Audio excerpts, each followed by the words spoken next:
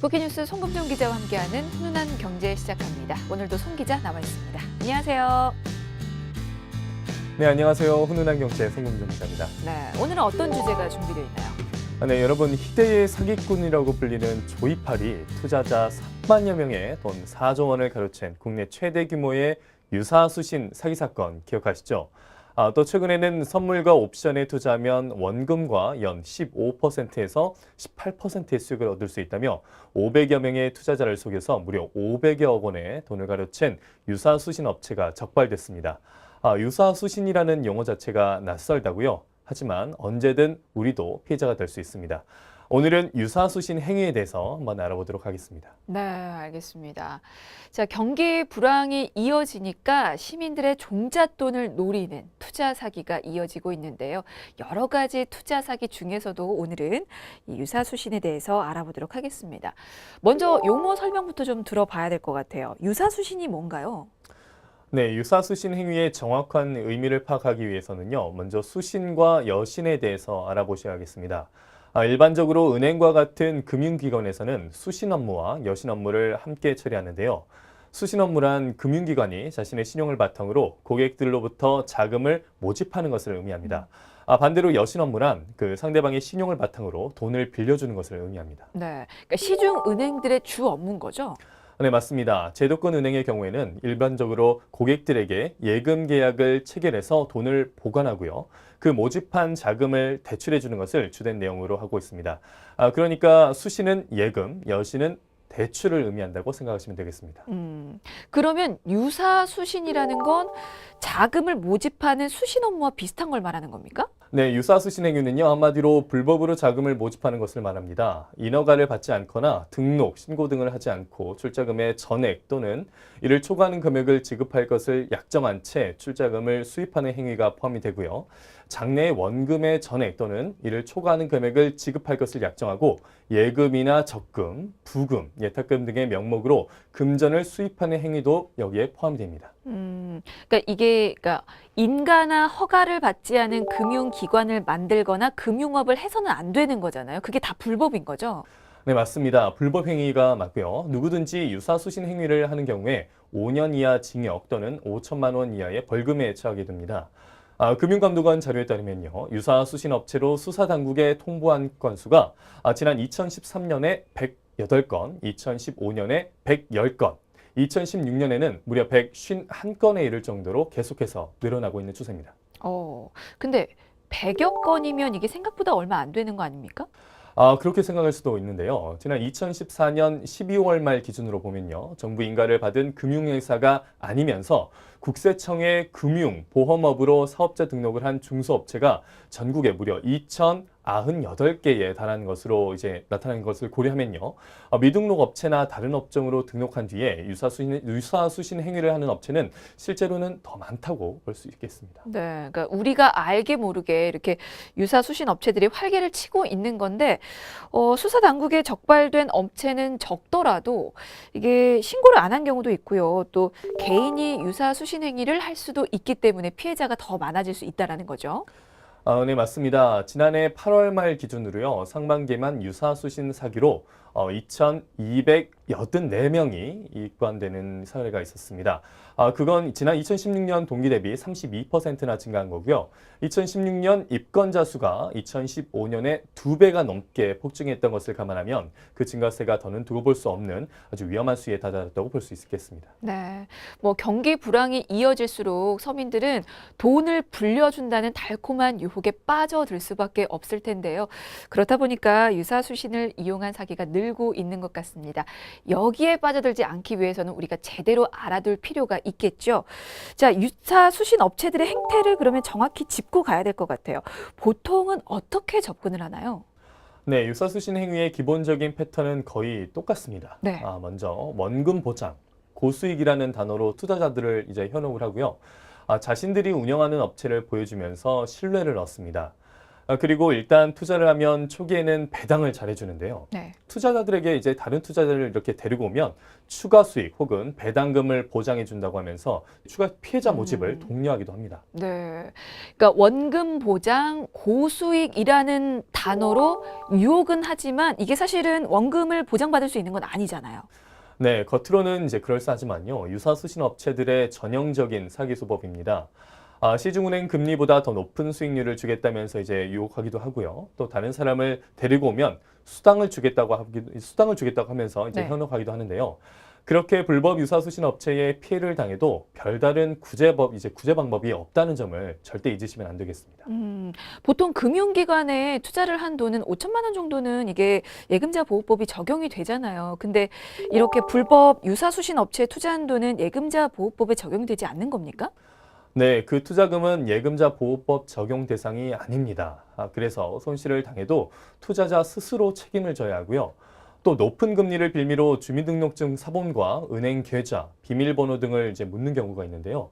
개인정보를 유사수신 업체에 넘길 경우에 또 다른 사기 범죄로 이어질 수 있기 때문에 주의하셔야겠습니다. 네, 뭐 당연히 원금이 보장되지 않는 건 물론이고요. 거기에 추가 피해자 모집까지 하게 된다면 일종의 다단계 사업 업체로도 좀 생각을 해볼 수 있을 것 같은데 일단은 불법 유사수신 업체들의 공동된 특징 중에 하나가 바로 원금 보장과 고수익을 약속하는 거였습니까? 혹시 또 다른 특징이 더 있습니까? 네, 또 초반에는 그 약속을 잘 지켜줍니다. 새로운 투자자로부터 받은 돈을 먼저 투자한 사람에게 돌려주는 일종의 좀 돌려먹기를 하는 건데요. 실제로 유사수신 사기꾼 조이팔은 지난 2004년부터 2008년까지 5년간 전국에 10여 개 피라미드 업체를 이제 차리고요. 의료기기 대여업으로 무려 30%에서 40%의 고수익을 보장한다고 속여서 투자자 3만여 명의 돈, 무려 4조 원을 가로챘습니다. 그는 회원이 가입하면 그 돈을 융통해 먼저 가입한 회원에게 이자를 지급하는 방식으로 사업을 운영했습니다. 그렇군요. 사실 돌려막기가 영원히 이어질 수는 없는 거잖아요. 결국에는 바닥을 보이게 되는 거죠. 네, 맞습니다. 추가 피해자가 더 이상 모이지 않는 시점이 바로 유사수신 행위 범죄가 정점에 이르는 때라고 보시면 되겠는데요. 그 시기가 오면 유사수신 업체의 대표는 이미 도주할 준비를 시작합니다. 네. 뭐 그때는 이미 원금을 돌려받을 수 없는 상황인 거잖아요. 우리 서민들의 종잣돈 또 퇴직금 등이 위험한 만큼 이 불법 유사수신 구분 방법을 알아봐야겠습니다. 그 요즘에 이 사모펀드를 가장한 유사수신이 기승을 부리고 있다고 하는데요. 사모펀드가 정확히 어떤 걸 말하는 겁니까? 네, 사모펀드는 이제 펀드 자체는 이제 두 가지로 나눠볼 수가 있습니다. 네. 우선 공모펀드가 있는데요. 공모펀드는 불특정 다수에게 투자의 기회를 열어주는 것으로 주식으로 말하면 누구라도 주식을 살 수 있는 것을 말합니다. 네. 또 다른 이제 펀드인 사모펀드는 소수의 투자자들에게 돈을 모으는 것을 말합니다. 그래서 고수익 기업 투자 펀드라고도 하는데 공모펀드와는 달리 운용에 제한이 없기 때문에 자유로운 운용이 가능하다는 특징이 있습니다. 비공개로 투자자들을 모집한 후에 자산 가치가 저평가된 기업에 자본 참여를 하게 해서 기업 가치를 높인 후에 그다음에 기업 주식을 되파는 전략으로 진행이 됩니다. 그 사모펀드는 비공개로 투자자들을 모집하긴 하지만 어쨌거나 누구나 투자는 할 수 있는 겁니까? 네, 사모펀드는 일정 수준의 위험 감수 능력이 있는 적격 투자자만이 투자할 수가 있습니다. 기관 투자자들, 전문 투자자와 펀드별로 일정 금액 이상을 투자할 수 있는 거액 투자자로 이제 제한이 되고요. 개인과 일반 법인은 일정 금액 이상 투자하는 경우만 사모펀드 투자가 가능합니다. 네, 뭐 원래 펀드는 이게 실적 배당 상품이기 때문에 예금과는 다르게 원금이 보장되지 않잖아요. 근데 이제 불법인 경우는 원금 보장을 약속하겠군요. 네, 그래서 원금이 보장되는 고수익의 사모펀드라는 이런 광고는 불법 유사수신에 해당이 될 가능성이 매우 높습니다. 네, 그러면 사모펀드에 투자할 때 어떤 점을 주의해야 합니까? 네, 펀드는 운용회사와 판매회사가 구분되어 있습니다. 사모펀드도 전문사 모집합 투자업자로 등록한 증권사를 포함한 자산운용사가 운용을 하고요. 펀드 판매 자격을 갖춘 은행, 증권사 등 금융회사가 사모펀드를 판매하는데요. 그러니 사모펀드 투자 시 자산운용회사와 판매회사가 제도권 금융회사인지 먼저 확인하셔야겠습니다. 네. 사모펀드 투자할 때 불법인 경우가 많으니까요. 좀 제대로 알아보고 투자하시는 게 좋을 것 같습니다. 자, 이제는 정형화된 방법으로 유사 수신 업체가 하는 투자 유도 방법 알아보도록 하겠습니다. 보통 어떤 경우가 많습니까? 네, 우선 FX 마진 거래, 그리고 핀테크 등 최신 금융 기업을 사칭하는 경우가 많습니다. 증권과에서 오랫동안 근무했다고 속여서 자금을 모집하면서 원금 보장, 매월 10% 확정 보장 등의 조건을 내세우는데요. 확실한 투자처가 있기 때문에 투자 원리금 보장이 가능하다고 이렇게 광고를 내보내기도 합니다. 네, 매월 뭐 10% 수익 보장이라고 말을 하면 이게 관심을 안 가질래 안 가질 수 없을 것 같은데 일단은 무조건 수익이 높다고 광고를 한다면 이거는 의심부터 좀 가져보시는 게 좋을 것 같습니다. 그리고 요즘에는 비트코인과 유사한 그런 가상화폐를 사칭하는 경우도 늘고 있다고 하던데 어떤가요? 네, 맞습니다. 전 세계적으로 가상화폐 열풍이 불면서 비트코인과 유사한 가짜 가상화폐를 이용해 자금을 모집하거나 성장 가능성이 높은 다수의 계열 회사를 운영하고 있다면 자금을 이렇게 모집하는 행위도 여기서 좀 늘어나고 있습니다. 실제로 어떤 경우가 있었습니까? 네, 한 업체는 120만 원을 투자하면 무려 1000코인을 이제 지급을 하는데 향후 1코인당 최고 140만 원까지 오를 것이라며 투자자를 이렇게 모집을 하다가 금융감독원에 적발이 됐습니다. 또 다른 업체는 유엔 세계평화재단으로부터 인증을 얻어서 전 세계에서 통용되고 있는 가상화폐라고 속이고 투자 차익은 물론 원금의 연 2% 이자까지 보장을 한다면서 이렇게 투자자를 모집하다가 경찰에 고발됐습니다. 그렇군요. 요즘에 정말 가상화폐 붐은 붐인데 이를 이용한 또 유사 수신 행위가 급증하고 있습니다. 그런 식으로 높은 수익을 보장하면서 투자자를 모집하는 광고에는 현혹되지 않으시는 게 좋을 것 같습니다. 자, 불법 유사 수신 또 어떤 경우가 있나요? 네, 비상장 주식 거래를 통해 고수익 투자자를 유인하는 경우도 있습니다.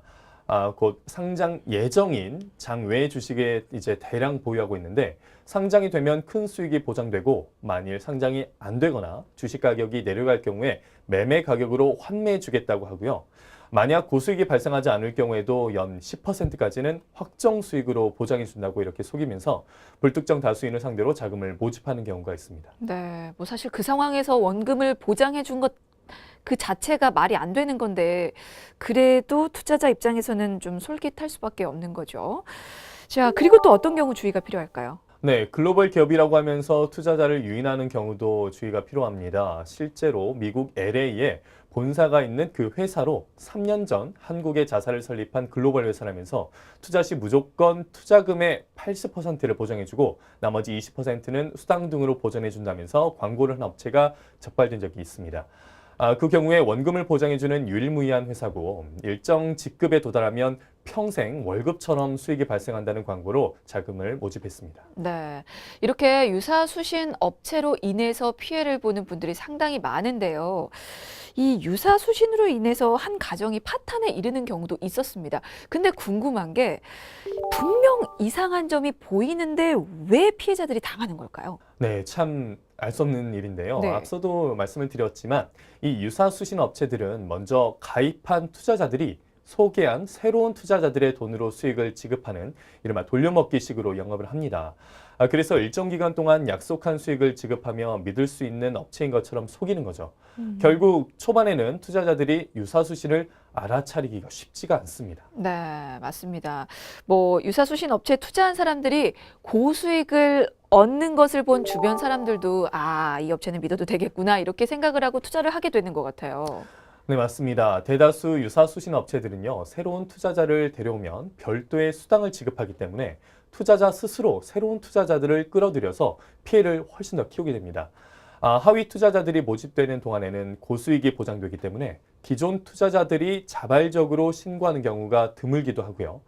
또 그동안에는 실질적인 피해자도 존재하지 않아서 유사 수신 업체를 적발하기가 훨씬 어렵습니다. 네.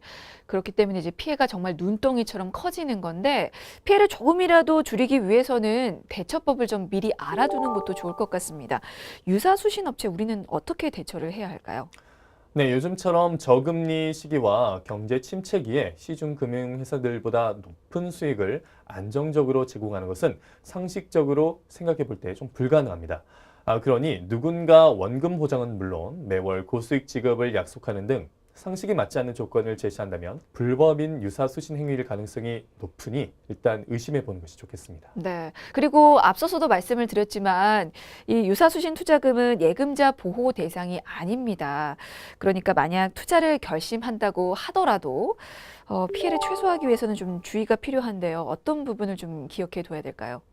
네, 무엇보다 증거물을 확보하는 게 중요합니다. 투자 상담 과정을 녹취하거나 계약서 등 증거물을 확보해야 하고요. 또 피해금을 되찾기 위해서는 유사수신 업체가 입금을 요구한 은행 계좌 번호도 확보를 하는 게 좋겠습니다. 네. 만약에 투자 권유를 받는다면 그 업체가 유사수신 업체인지 아닌지 어떻게 확인을 할 수 있습니까? 네, 금융감독원 서민금융 1332 홈페이지에서 제도권 금융회사 여부를 확인을 해보고요. 제도권 금융회사가 아니라면 투자를 하는 대신에 금융감독원에 제보를 하는 것이 좋습니다. 금감원은 유사수신과 보이스피싱 등 불법 금융행위 제보를 적극 유도하기 위해서 불법금융 파파라치 제도를 현재 운영 중인데요. 유사수신 업체 수사에 도움이 되는 제보에 대해서는 신고 내용의 정확성, 피해 규모, 수사 기여도 등을 고려해서 건당 최고 1,000만 원의 포상금도 지급하고 있으니까요. 피해를 당하는 것을 막고 오히려 포상금까지 받을 수 있는 기회가 될 수도 있겠습니다. 네. 뭐 상식적으로 볼 때는 이상하다 싶을 수도 있는데 내가 당사자가 된다면 그 고수익 유혹 떨쳐버리기 쉽지 않을 것 같습니다.